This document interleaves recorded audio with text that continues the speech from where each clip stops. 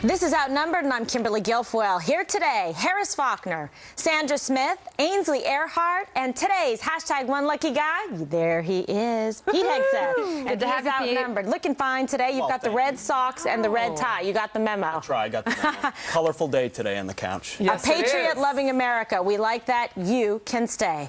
In the next hour, Air Force One will take the president to the West Coast for a 3-day fundraising trip as Mr. Obama comes under increasing fire for raising campaign cash as global crises escalate. And now, maybe the White House, not immune to the outpouring of anger. The president scheduled to sit down with funny man Jimmy Kimmel tomorrow night, now axed. White House Press Secretary Josh Earnest has this explanation, saying, quote, "In advance of the trip, we've been in touch with Kimmel's folks about the president doing his show.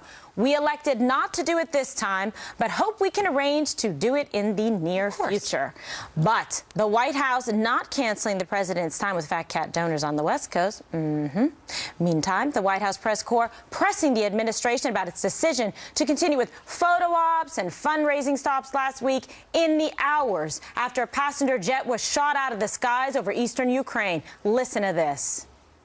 Was it a mistake to have the president continue on his schedule, even going and, before making his first statement about this, go and ordering, cheeseburgers at the charcoal pit up in Delaware and continue on a campaign schedule, what looked like a campaign schedule? It was not. Again, what the president is looking at and what his team is looking at is, does he have what he needs to do his job?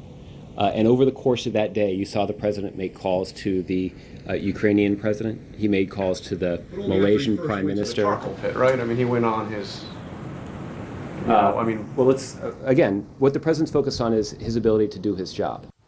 Better answer, and the president gets hungry for a burger, so do we, especially Harris. And speaking of the growing criticism, President Obama got a question on how he handles the heat at an event in Washington after saying he sticks to his, quote, North Star of principles to help guide him through life's storms. Mr. Obama making these candid remarks. I think treating somebody with kindness, that's a core value of mine.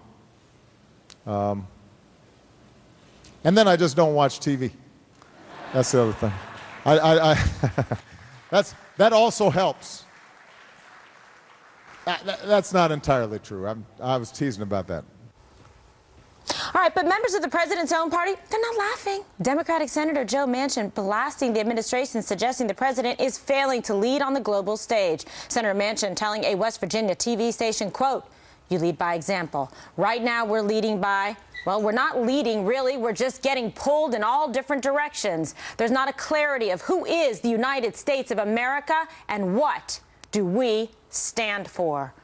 Sandra. Look, the president and his administration said that he wouldn't travel down to the border because it would just be for a photo op, and they weren't into that. He's taking a lot of time right now for photo ops, Kimberly. He's doing just that. But listen, the White House has given specific reasons why he continues on this schedule, and one of them has been, they've specifically stated that abrupt changes to the president's schedule can cause alarm for the American people, and they wanted to avoid that.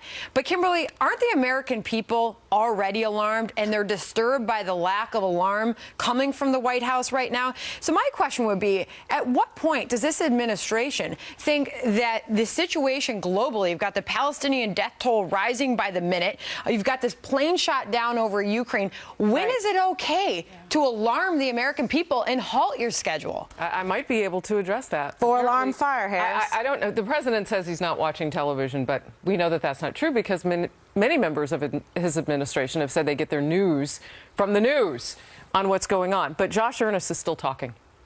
And according to our newsroom, and they just put this into our urgent queue in the newsroom, he says, we just elected not to do that interview on Jimmy Kimmel because of the challenges of doing a comedy show in the midst of some of the serious matters that we're dealing with right now. So we're going to fundraise and charge $32,000 a plate and have a lot of fun. At this point, we just elected not to. He says it 3 times.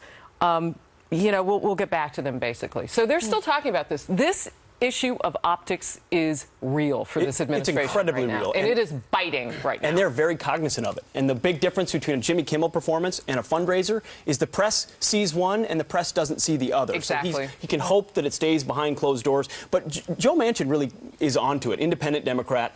He's not talking about optics. He's talking about the lack of policy. There is no policy in the Ukraine for the United States except to not be there and not influence. There's no policy right now in Iraq and Syria. There's little policy in what's going on in Gaza and Israel except for pushing Israel for a ceasefire. Because you don't have a policy, you have to hide behind optics, and they're even getting that wrong. Yeah, the perception here, it shows that he doesn't take the domestic issues and all the crises going on across the globe very seriously. It says he's more interested in campaigning to raise money for Democrats so that they can win in November. But yet there's so many people dying, there's so many crises, so many scandals going on, and he needs to, in my opinion, quit some of these fundraisers, go back to the Oval Office, roll up his sleeves, and pull out that pen that he talks about all the time and do something about these scandals and these controversies. Kimberly, how much of this is just his obsession with domestic politics and his disinterest with sort of international geopolitics? He's just choosing not to play. I think it has a lot to do with it, because when you look where his focus is and the balance of his, time that he spends, how he allots it, that tells you a lot about him, about what his priorities are and the priorities of his administration. But we're not the only ones watching and listening and paying attention. The world is watching. And the message that is being sent out of the United States is that we're happy to take a back seat on these issues. Doesn't mean that the president's not upset over the loss of life and the tragedies, but he needs to come forward with a coherent foreign policy, and the overall incompetence of the administration as it relates to global affairs, national security, and foreign policy has become abundantly clear to everyone. You know, a question that I have has to do with overexposure and oversaturation. I remember a time when the president would pop up in the middle of the afternoon and you would stop what you were doing. Now, I know social media has had some change in that, but this particular president has been out there doing social events so much. It's only been in the last couple of years that we aren't allowed to see very many photo ops when he's golfing and doing those other things. They are aware of the optics, but my question is, how do you walk back some of that overexposure in those social moments now so that when he does speak, it's not just, oh my goodness, it's another speech? But by actually saying something when you speak. Can you imagine if you went to a podium and said, okay, America's not going to lead from behind anymore. We're going to confront Putin and his belligerents. We still know there's evil in this world that needs to be confronted. If he stood up and acted like a commander-in-chief, I guarantee you, even with his oversaturation, the press would report it, because it would be such a departure from the we're investigating, and it's we're almost waiting, as if these events, these fundraising events, we wouldn't be talking so much about them if there was leadership coming from President Obama in the White House, if we just had some decision-making and some policies to hang our hat on. But it's that lack of leadership, Kimberly, I think that just everybody is upset with right now. He's got to stand down with respect to the fundraisers and show the country and the world that he is taking this seriously. Even act like it. Just at least cut it back in the schedule so that there aren't these very fair criticisms. That's all. He's our president. We want him to win. We want this country to do well, and we want a better, safer world. Not too much to ask for. A new twist in the IRS scandal and the mystery of Lois Lerner's missing emails. Why the messages that belong to the woman at the heart of the scandal may not be lost for good. Plus, Girl Scout Barbie causing quite the controversy. The debate surrounding the new doll that has some people outraged.